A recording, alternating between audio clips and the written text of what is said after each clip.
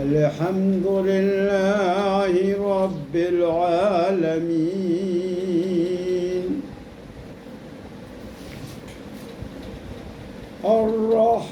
الحمد لله رب العالمين والصلاة والسلام على رسوله الكريم أما بعد فقد قال الله تعالى في القرآن المجيد والفرقان الحميد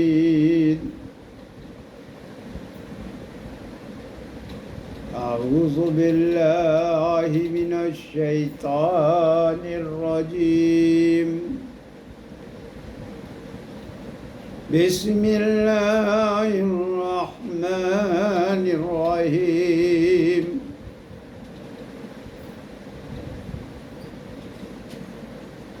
برادران اسلام، السلام علیکم ورحمۃ اللہ وبرکاتہ۔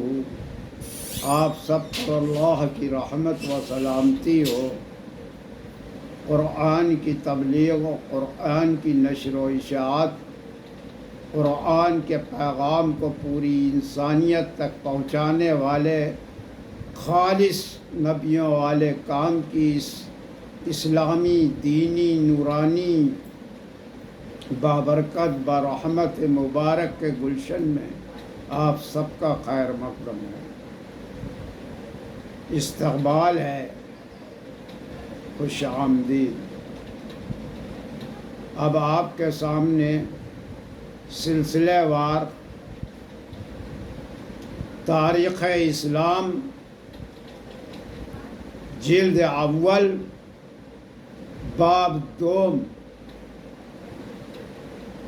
کا بیان شروع کرتے ہیں۔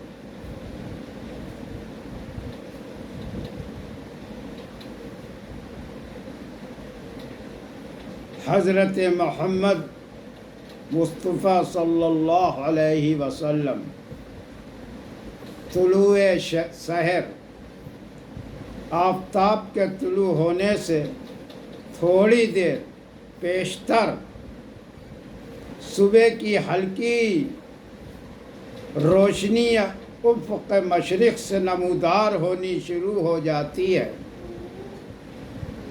جیسا کہ اوپر بیان ہو چکا ہے، تمام دنیا پر شب دجور کی سیاہی اور جہالت و کفر کی تاریکی چھائی ہوئی تھی۔ اس عالمگیر گمراہی کی شب تاریک کے ختم ہونے کا وقت آ گیا۔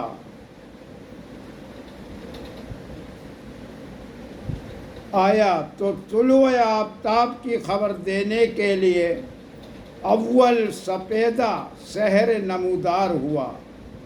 ملک عرب میں جو مرکز تاریکی بنا ہوا تھا اور جس کے ریگستانوں میں شرک و عصیاں کی آندھیاں چل رہی تھیں،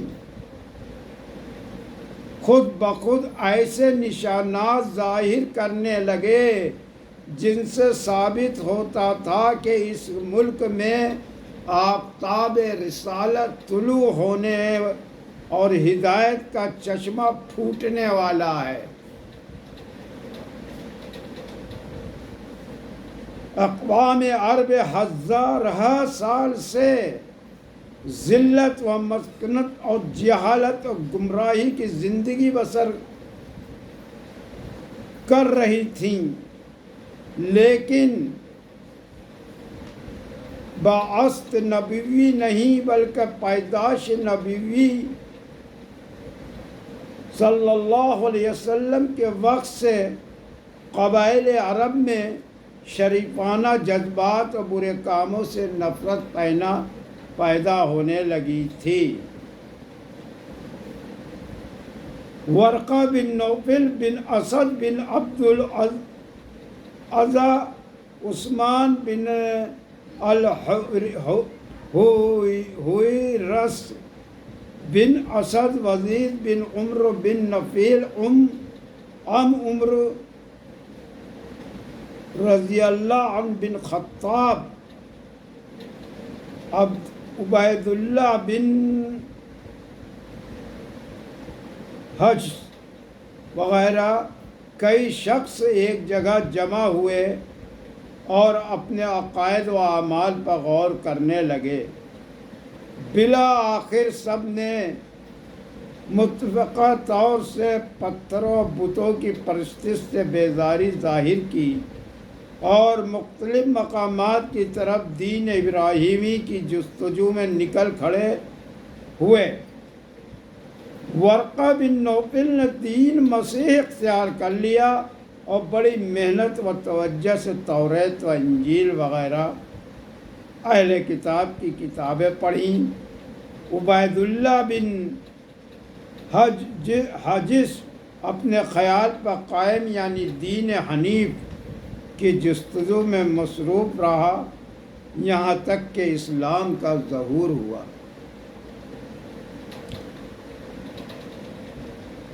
اور اس نے اسلام قبول کیا، حبش کی طرف ہجرت کی، وہاں جا کر نصرانیت کی طرف مائل ہوا۔ عثمان بن الحویرث قیصر روم کے پاس جا کر نصرانی ہو گیا۔ زید بن عمرہ نے نہ تو یہود و نصارہ کا مذہب اختیار کیا نہ بت پرستی کی۔ خون اور مردہ جانوروں کو اپنے اوپر حرام کیا، قطع رحم اور خون ریزی سے پرہیز کیا۔ جب کوئی شخص ان سے دریافت کرتا تو کہتے کہ میں رب ابراہیم کی پرستی کرتا ہوں، بتوں کی برائیاں بیان کرتے اور اپنی قوم کو نصیحت و ملامت کرتے۔ اکثر ان کی زبان پر یہ لفظ جاری ہوتے کہ اللہم الوانی عالم الوجوہ احب الیک عبدک ولا کل عالم، یعنی آئے اللہ اگر میں اس بات سے واقف ہو جاتا کہ کس طرح تیری عبادت کی جائے تو میں ضرور تیری عبادت کرتا اور تیری رضامندی حاصل کرتا، لیکن میں تو تیری رضا کی راہوں سے ناواقف ہوں، یہ کہتے اور سجدے میں چلے جاتے۔ کاہنوں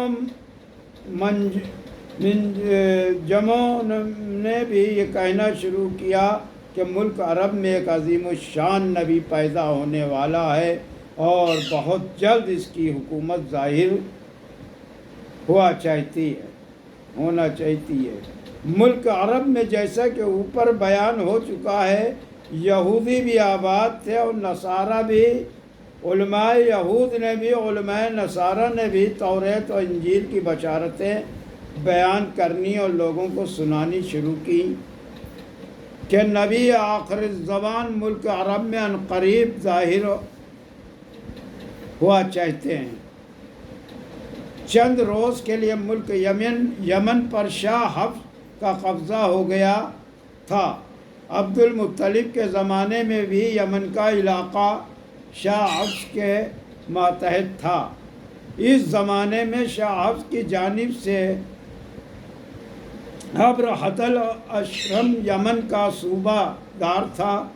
اس نے یمن میں ایک معبد تیار کیا اور اہل عرب کو ترغیب دی کہ بجائے کعبہ کے اس یمن کے مندر کا رخ کیا کریں، لیکن اس کو اپنی اس تحریک میں کامیابی نہ ہوئی، بلکہ ایک عرب نے موقع پا کر اس مندر میں اس کی تذلیل کے لیے پاخانہ کر دیا۔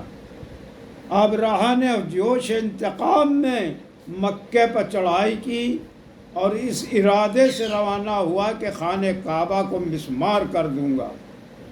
اس کی فوج میں ہاتھی بھی تھے، اس لیے مکہ والوں نے اس فوج کا نام اصحاب الفیل اور اس سال کا نام عام الفیل رکھا۔ مکہ کے قریب پہنچ کر ابرہہ نے جب مقام کیا تو قریش مکہ اس فوج کے آنے کی خبر سن کر خوف زدہ ہوئے، کیونکہ ان میں اس فوج کے مقابلے کی طاقت نہ تھی۔ سب نے مل کر سردار قریش یعنی عبد المطلب سے استدعا کی کہ آپ ابرہہ کے پاس جائیں اور کوئی صورت بہتری کی نکالیں۔ چنانچہ عبد المطلب ابرہہ کے پاس پہنچے۔ اس نے جب ان کی شریف و وجیعہ صورت دیکھی اور ان کی نجابت اور سرداری کا حال سنا تو بہت متاثر ہوا اور عزت کے مقام پر بٹھایا اور آنے کا مقصد دریافت کیا۔ عبد المطلب نے کہا کہ آپ کے لشکر نے میرے 40 یا 200 اونٹ پکڑ لیے ہیں، وہ مجھے دلوائے جائیں۔ ابرہہ نے کہا کہ میں تم کو بہت عقل مند اور ذی ہوش شخص سمجھتا تھا، لیکن میرا خیال غلط نکلا۔ تم کو معلوم ہے کہ میں خانہ کعبہ کو مسمار کرنے آیا ہوں۔ تم نے اپنے اونٹ لینے کی کوشش کی، لیکن خانہ کعبہ کے بچانے کی کوئی تدبیر نہ کی۔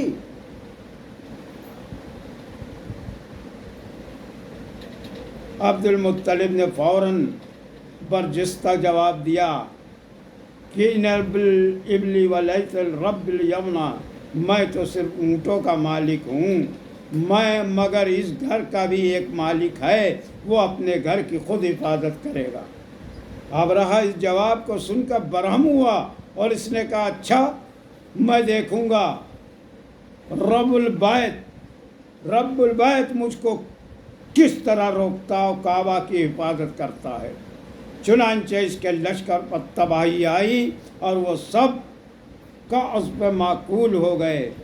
ابرہہ اور اس کے لشکر کا عبد المطلب کے اس جواب کے بعد اس طرح تباہ و برباد ہونا ملک عرب کے لیے ایک نہایت عظیم الشان واقعہ تھا، جس نے سب کے دلوں میں ہیبت الہی قائم کر دی اور اکثر لوگوں کو ظلم و ستم اور قتل و غارت میں تعامل ہونے لگا۔